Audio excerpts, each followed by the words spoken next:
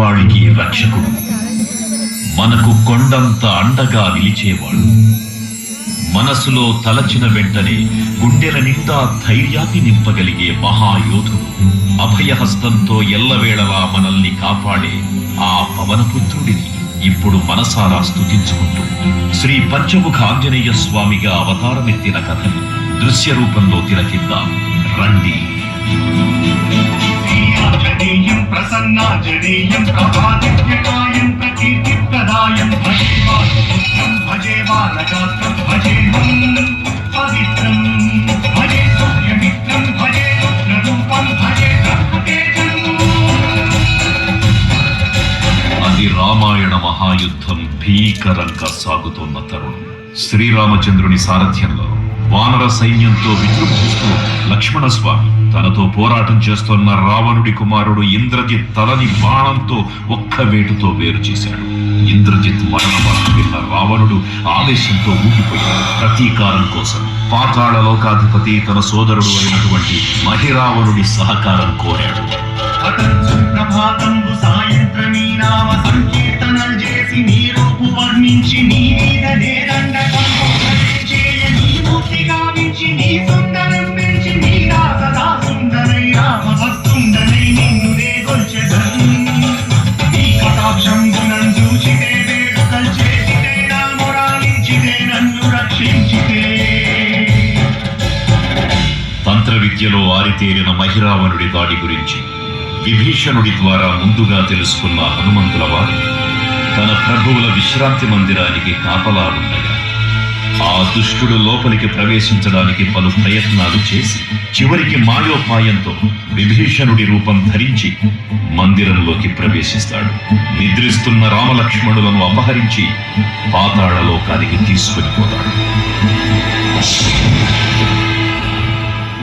Anjana Devi గర్భాన్వయాదేవని తెచ్చనేనంత Warren దయాశాలి why చూచియుందాకవై చూచియున్ నిలిచియున్ తొల్లి సుగ్రీవకున్ మంత్రి why స్వామి కార్యార్థమై ఏగి శ్రీరామ సౌమిత్రులను చూచి వారిని కారించి సర్వేసు పూజించి యజ్ఞాలు చెంపంటు గావించి వారిని సంపించి సతిలకు కృపాదృష్టి వీక్షించి కిష్కింధకే తెంచి శ్రీరామ కార్యార్థమై లంకకే తెంచియున్.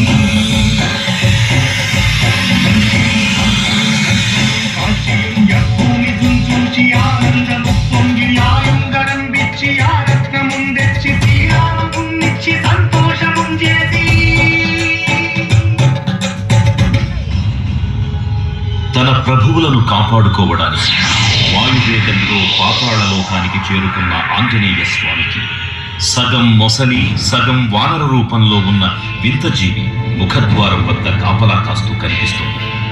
ఆ జీవి మకరధ్వజుడు అనే తన పుత్రుడు మహాసముద్రాన్ని దాటుతుండగా నీటిలో పడ్డ తన వేదవిందు ఒక మొసలి గ్రహించడం వల్ల జన్మించాడని తెలుసుకొని ఆశ్చర్యపోతారు హనుమంతుల వారు.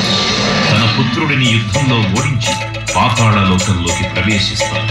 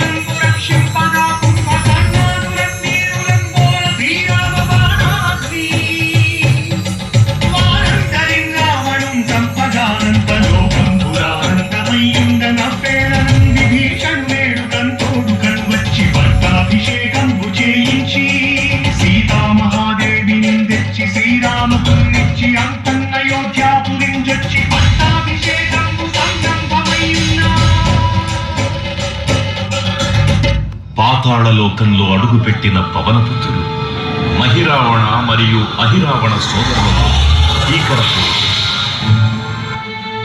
5 దిక్కులలో ఉన్న 5 దీపాలను ఒకేసారి ఆర్పడం ద్వారా మాత్రమే వారి మరణం సంభవిస్తుందని చెప్పగా అప్పుడు మహాబలి 5 ముఖాల ధారణ చేసి పంచముఖ ఆంజనేయునిగా అవతరించి ఏకకాలంలో 5 దీపాలను ఆర్పివేసి ఆ దుష్ట సోదరులను తుదముట్టిస్తారు.